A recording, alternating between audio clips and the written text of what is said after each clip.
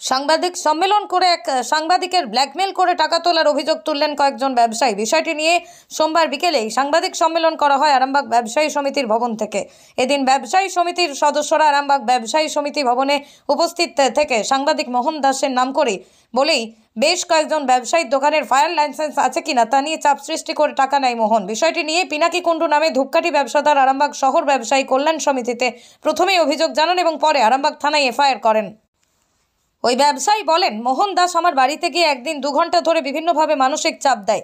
আমি 19 নম্বর ওয়ার্ডে ফাঁসি বাগানে ঘর ভাড়া নিয়ে থাকি, সেখানে কেন ধূপকাঠি রেখেছি এই অভিযোগ তুলে আমাকে ব্ল্যাকমেল করে এবং পুলিশ দিয়ে অ্যারেস্ট করিয়ে দেওয়া হবে বলে হুমকি দেয়।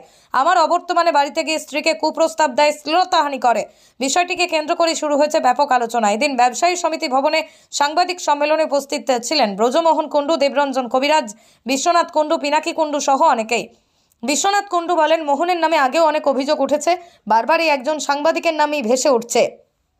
আমার একটা ভিটা ও পুকুর পাশাপাশি থাকার জন্য কেন পুকুর ভরাট করা হচ্ছে এমন অভিযোগ তুলেও আমাকে হেনস্থার চেষ্টা করা হয়েছিল বলেও জানান তিনি। আরামবাগের আরেক ব্যবসায়ী কিশোর কুমার মুখার্জি এবং তিনি অভিযোগ করেন তার কাছ থেকেও মোহন দাস 4 লক্ষ টাকা নিয়েছে দমকল কেন্দ্রের ওসির নাম করে। আমি 4 লক্ষ টাকা দিয়েছি, মোহন দাস আমাকে দলে ওসিকে 3 লক্ষ টাকা দিতে হবে, আমার 1 লক্ষ। বিষয়টি নিয়ে অনেক তোলপাড় হয়। কিশোর কুমার মুখার্জি বলেন, ভয় পেয়ে মানসম্মানের ভয় আমি টাকাটা দিয়ে দিই। ডিসেম্বরের 9 তারিখে এই ঘটনা ঘটেছে বলেই জানান তিনি। আমি আমার টাকা ফেরত চাই, আমি ওই সাংবাদিকের উপযুক্ত শাস্তি চাই বলেও জানিয়েছেন ব্যবসায়ী কিশোর কুমার মুখার্জি। তোলাবাজির বিরুদ্ধে সাংবাদিক সম্মেলন। যাওয়ার পর তারপরেই উনি আসেন পিনাকি দাস, দুজনে মিলে আমাকে বলে, আমার ছেলেকে যে বলে যে আপনাদের ফায়ার লাইসেন্স আছেন? বললে হ্যাঁ ফায়ার লাইসেন্স আছে। আমি ছিলাম ভিতরে, অফিসিয়াল কাজ করছিলাম, ব্যাংকে টাকা জমা দেবো 4 লাখ টাকা বলে আমি লিখছিলাম। টাকাটাও আমার কাছে ওখানেই ছিল। দিয়ে ওনারা আমাকে বললেন, বাবা তুমি ফাইলটা নিয়ে আসো তো, ফায়ারের ফাইলটা। আমি ফায়ারের কাগজ আপনাদের দিয়েছি, আপনারা দেখতে পাবেন, ফায়ার আমার লাইসেন্স করিয়েছি।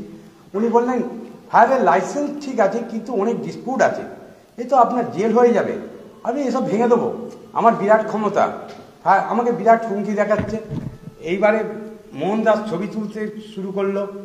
দিয়ে ওনাকে আমি বললাম যে আপনি স্যার এরম কেন করছেন আমার ওপর? আমি তো কিছু একটা করেছি, আরামবাগে তো করেই না কেউ, কিন্তু আমি তো দেখুন ফায়ার লাইসেন্স করেছি, আমার মিউনিসিপ্যালিটি ট্রেড লাইসেন্স আছে, আমার সব কিছু ওকে। সিলিন্ডার এবার সিলিন্ডার 18টা সিলিন্ডার লাগানো আছে, কিন্তু আপনি যে প্রসেস বলছেন, আপনি আমাকে যেভাবে বলছেন আমার ব্যয়বহুল, আমি করতে পারবো না। বলে ঠিক আছে আপনি করতে পারবেন না, ঠিক আছে আপনার বিরুদ্ধে আমি লিগালি অ্যাকশন নিতে বাধ্য হব। এইবারে স্যার আমার কাছে এবং দুজনে মিলে এলো, আমি সব কাগজপত্র দেখালাম, উনি ডিনাই করছিলেন। দেওয়ার পর উনি বললেন যে আমি চলে যাচ্ছি, আপনি অফিসে রাত্রে দেখা করবেন। তার আগে উনি বললেন, এই যে মোহন দাস আছে এনাকে ম্যানেজ করুন। উনি মোহন দাস আমাকে বলল যে স্যার তো বিরাট রেগে গেছে, তোমার তো বিরাট টাকা ফাইন হয়ে যাবে, তোমার তো জেল হতে পারে। আমি এইরকম ব্যাপার। এবার আমার ছেলের সামনে বিয়ে, আমি একদম ভেঙে পড়েছি যে আমার একটি এমএলএর মেয়ের সঙ্গে বিয়ে হচ্ছে এবং আমার প্রেস্টিজের ব্যাপার আছে। আমার নিজের বড় শালি একটা সেলিব্রিটি এমপি আছে, আমি নাম করছি না। আমি বললাম যে টাকাটা ব্যাংকে দিচ্ছিলাম তোকে দিয়ে দিচ্ছি, নিয়ে যা, তুই যাকে খুশি দিয়ে দা। ও বললো 3 লাখ টাকা সাহেবকে এক্ষুনি দিতে হবে, ও চলে গেল। তারপর বললো 1 লাখ টাকা আমাকে দিতে হবে, আমি 5 লাখ টাকার 4 লাখ টাকা করে দেবো, 1 লাখ টাকা কমিয়ে দিলাম, 4 লাখ টাকা দিয়ে দিলাম। আমি সবটাই নিয়ে যা, ব্যাংকে দিবি কি তোরা নিয়ে যাবি দেখে নিয়ে যা। দেখুন আমার সাথে যেটা হয়েছে এটা যদি আরও অন্য কারোর সাথে যাতে না হয়, তো আমিও চাই এটা দৃষ্টান্তমূলক শাস্তি হোক। কি হয়েছে আপনার সঙ্গে? আমার সাথে উনি সেদিন আমার বাড়িতে যান আমার হাজব্যান্ডের খোঁজ করতে, তো আমি সেই মুহূর্তে মানে ওনাকে জানাই যে আমার বাড়িতে হাজব্যান্ড নেই।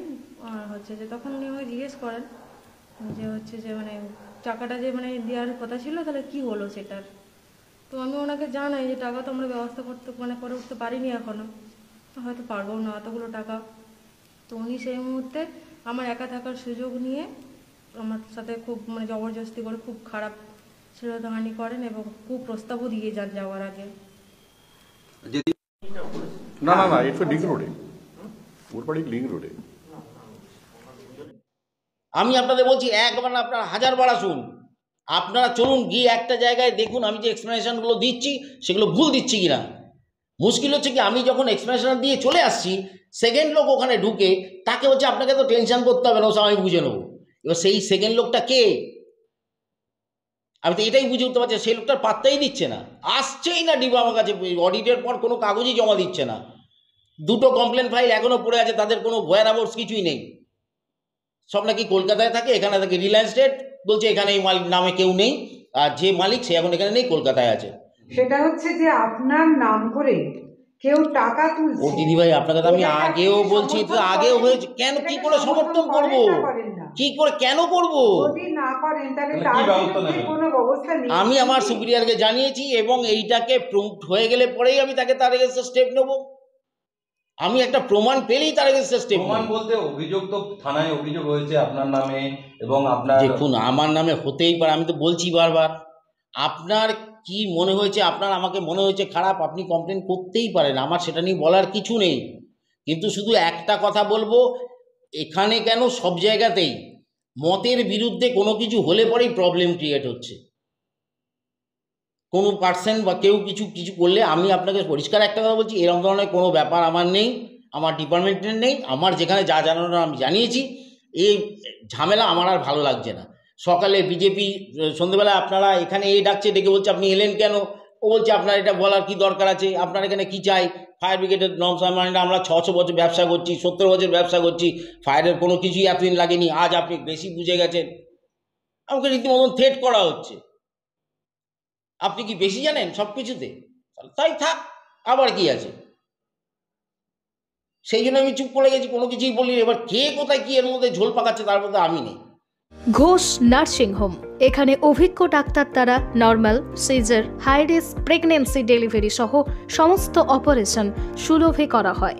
Doctor Kalidas Ghosh MBBS, MD gynae, DNB, FICOG, অভিজ্ঞ প্রসূতি ও স্ত্রীরোগ বিশেষজ্ঞ, কোর্ট রোড, আরামবাগ বাস স্ট্যান্ডের সন্নিকটে।